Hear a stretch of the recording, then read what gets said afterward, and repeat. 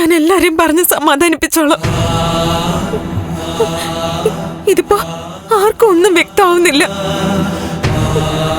അപ്പൊ പിന്നെ മന്ത്രവാദി വരുത്തി പോവും. പൂജ ചെയ്യുമ്പോ മനസ്സിനൊരു മാറ്റം വന്നാലോ?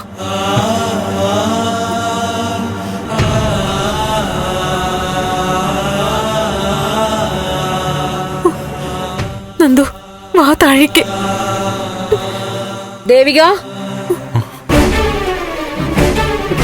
എന്താ വൈകുന്നേ? നന്ദ, അവിടെ എല്ലാവരും നിന്നെ നോക്കി നിൽക്കുക. വാ.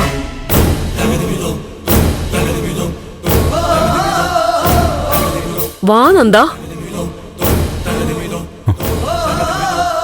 അമ്മേ, നിങ്ങൾക്ക് രണ്ടുപേർക്കും കാര്യം പറഞ്ഞ് മനസ്സിലാവുന്ന കരുതുന്നേ. എനിക്ക് ഈ പൂജയിൽ താല്പര്യമില്ല. നിനക്ക് താല്പര്യം വേണ്ട, ഞങ്ങള് താല്പര്യപ്പെട്ട് നിൽക്കുക.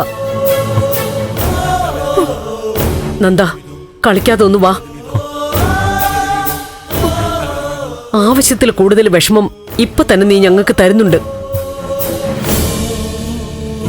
നെഞ്ചു പൊട്ടാറായി നിൽക്കുക. മോനെ തൊഴുതപേക്ഷിക്ക. നീ ഒന്ന് വാ പ്ലീസ്. ഒന്ന് വാ നന്ദ. നന്ദു, വാ മോനെ, വാ.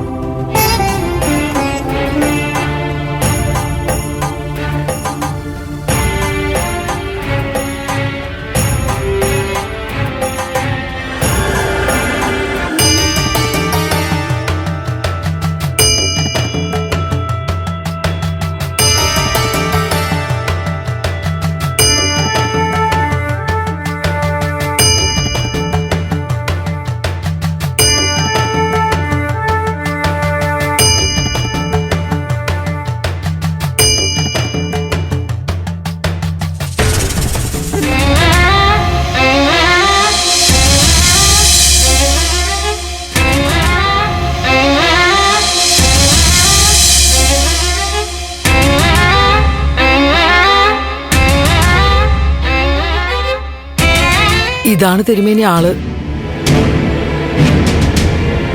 ഉപദ്രവങ്ങളൊക്കെ ഒഴിപ്പിച്ച് പഴയ ആളാക്കി തിരുമേനി ഞങ്ങൾക്ക് തരണം. എന്താ ആന്റി? എന്താ പറഞ്ഞേ?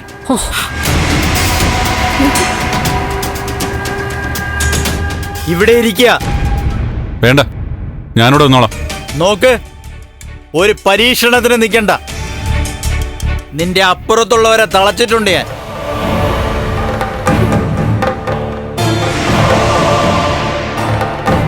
ഈ ദേഹത്ത് നിന്നെ പറഞ്ഞുവിടും ഞാൻ. മര്യാദയുടെ ഭാഷ മനസ്സിലായില്ലെങ്കിലേ നിനക്ക് മനസ്സിലാകുന്ന രീതിയിൽ പഠിപ്പിക്കാൻ ഞാൻ.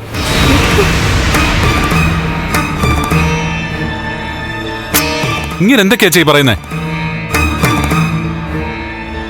നന്ദു പ്ലീസ്, തർക്കൊന്നും വേണ്ട. തിരുമേനി പറയുന്നതൊന്നും അനുസരിക്കേ.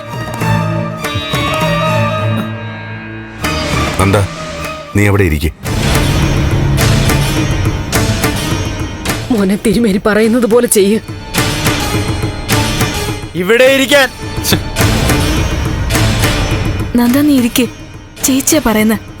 എന്തിനാ ഇങ്ങനെയൊക്കെ ചെയ്യുന്നേ? എനിക്കൊന്നും മനസ്സിലാവുന്നില്ല.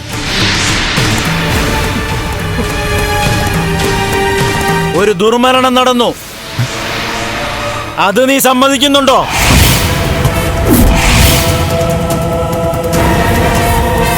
എന്താ എന്താ പറഞ്ഞേ? അപ്പൊ നിനക്ക് മനസ്സിലായി അല്ലേ?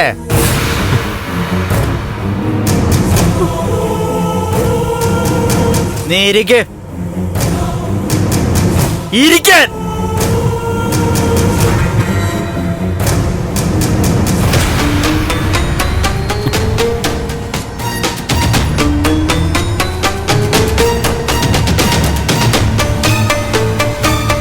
നീ ഇരിക്കുന്ന നന്ദൻ എന്ന ആളെ മോഹിച്ചിരുന്നു ഒക്കെ ശരി, അതൊക്കെ പഴയ കഥ. ഇനി ഇയാളെ ഉപദ്രവിക്കാൻ പറ്റില്ല. നീ ഇറങ്ങിപ്പോണം. ഇല്ലെങ്കിൽ ചിത്രവധം ചെയ്യും ഞാൻ.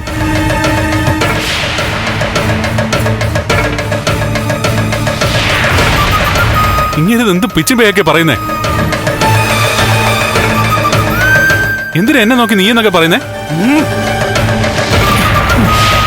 ആരെന്നെ മോഹിച്ചു എന്നാ?